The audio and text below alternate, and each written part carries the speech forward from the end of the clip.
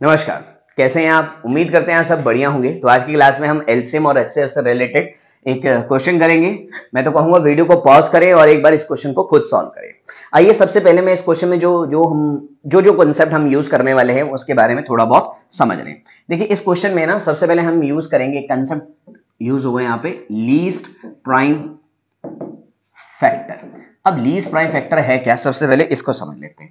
तो देखो लीस्ट का मतलब होता है मिनिमम। प्राइम नंबर कौन से होते हैं? जिनके एग्जैक्टली दो फैक्टर हो, एग्जैक्टली टू फैक्टर्स। अब फैक्टर क्या होता है? फॉर एग्जांपल मैं 6 के फैक्टर पूछूं तो 6 के फैक्टर वो नंबर होंगे जो उसको कंप्लीटली डिवाइड कर दें, यानी कि डिवाइड करने पर रिमाइंडर क्या आना चाहिए? आपका 0 आना चाहिए। तो कौन कौन से नंबर है? तो आपने कहा 1 है सर, 2 है सर, 3 है सर, और क्या है 6। जब इससे डिवाइड करूंगा तो रिमाइंडर क्या आएगा? आपका 0 आएगा। तो 6 के ये क्या हो गए? फैक्टर।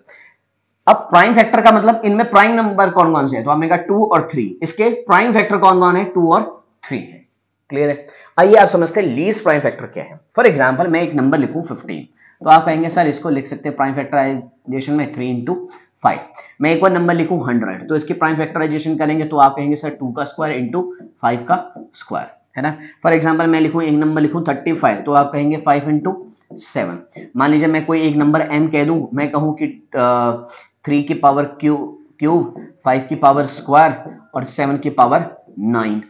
एक और कोई नंबर है, एक और ले लेते हैं। जैसे फॉर एग्जाम्पल मैंने ले लिया 6, 3 इंटू 2 ले लेते हैं। ठीक है, 3 इंटू 2 इसकी प्राइम फैक्टराइजेशन होगी। वैसे पहले छोटा नंबर लिखते हैं फिर बड़ा लिखते हैं स्टैंडर्ड फॉर्म के लिए। अब ये सब इनकी प्राइम फैक्टराइजेशन होगी और मैंने पूछा है लीस्ट प्राइम फैक्टर।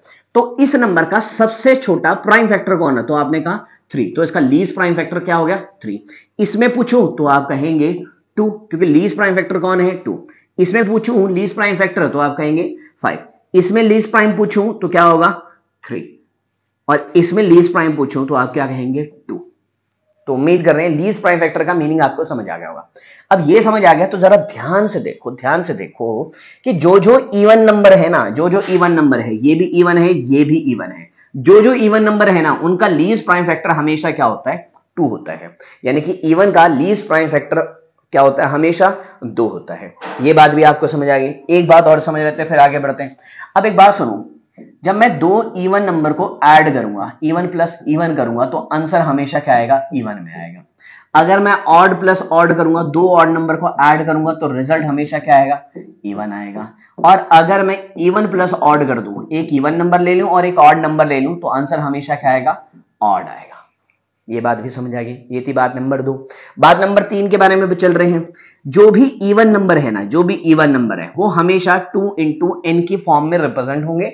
और यहां एन आपका क्या है? एक होल नंबर है या एक नेचुरल नंबर है, एक whole number. N is a whole number. Whole number मतलब एन 0 भी हो सकता है। 2 इंटू 0 0 एक इवन नंबर हो गया। ऐसे में ऑड की बात करूं तो आप कहेंगे किसी भी ऑड को 2n प्लस 1 की फॉर्म में क्या किया जा सकता है? रिप्रेजेंट किया जा सकता है, where n is a whole number. कोई फ्रैक्शन वगैरह में नहीं होना चाहिए, एक होल नंबर होना चाहिए।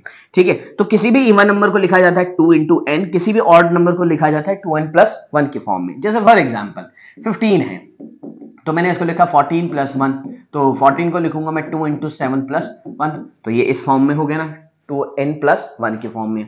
मान लीजिए मैं कहूं 20, तो आप कहेंगे 2 इंटू 10, तो 2 इंटू एन की फॉर्म में लिखा जा रहा है। तो कोई भी इवन नंबर जो है वो 2 इंटू एन की फॉर्म में लिखा जाता है, और कोई भी ऑड नंबर जो है वो 2n प्लस 1 की फॉर्म में लिखा जाता है। पहली बात तो ये होगी।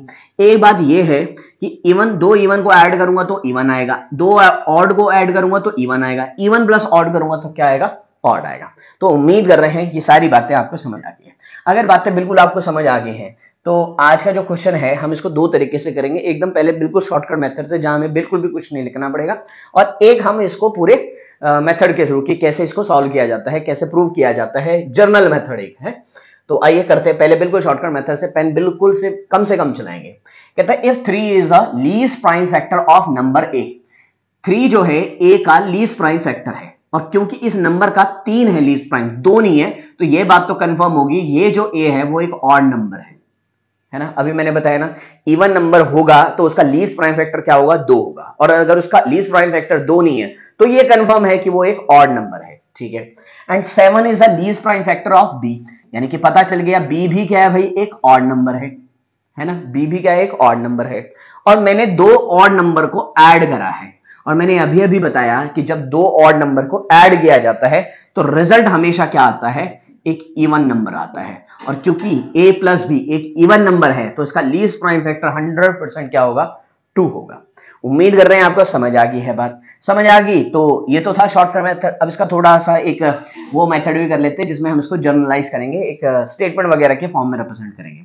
क्योंकि a का 3 एक लीस्ट प्राइम फैक्टर है तो मैं इसलिए कह सकता हूं a is a odd number, और किसी भी ऑड नंबर को रिप्रेजेंट किया जाता है 2x प्लस 1 के फॉर्म में। अलग अलग ले रहा हूं, एक जगह x लूंगा, एक जगह y लूंगा, where x is a whole number, x is belongs to whole number, whole नंबर रिप्रेजेंट करता है कैपिटल डब्ल्यू से। अच्छा b की बात करें, b भी एक ऑड नंबर है तो वो 2y प्लस 1 की फॉर्म का कुछ होगा, यहाँ y जो है वो एक होल नंबर होगा। अब दोनों को जरा ऐड कर देते हैं a प्लस b, जब दोनों को ऐड करेंगे 2x plus 2y, 2x plus 2y, 1 plus 1 कितना हो जाएगा, 2 हो जाएगा। मैं 2 कॉमन ले लूं तो x प्लस वाई प्लस 1। अब मेरे को एक बात बताओ, मुझे नहीं लेना देना कि ये क्या आता है, ये कुछ भी आए, मल्टीप्लाई में 2 है, और किसी नंबर के मल्टीप्लाई में 2 है तो ये 100% बात है वो एक क्या है, इवन नंबर है। क्या है, इवन नंबर है, यानी कि उसका सबसे छोटा प्राइम फैक्टर क्या होगा, 2 होगा। 1 तो हो नहीं सकता क्योंकि 1 तो प्राइम नंबर होता ही नहीं है, क्योंकि 1 के एग्जैक्टली 1 फैक्टर होते हैं, तो इसका लीस्ट प्राइम फैक्टर क्या है, 2। तो इस तरीके से भी हमने इस क्वेश्चन को कर लिया। उम्मीद कर रहे हैं आपको समझ आ गया है, समझ आ गया है तो वीडियो को लाइक करना ना भूलें। मिलते हैं आपसे नेक्स्ट वीडियो में, तब तक के लिए नमस्कार।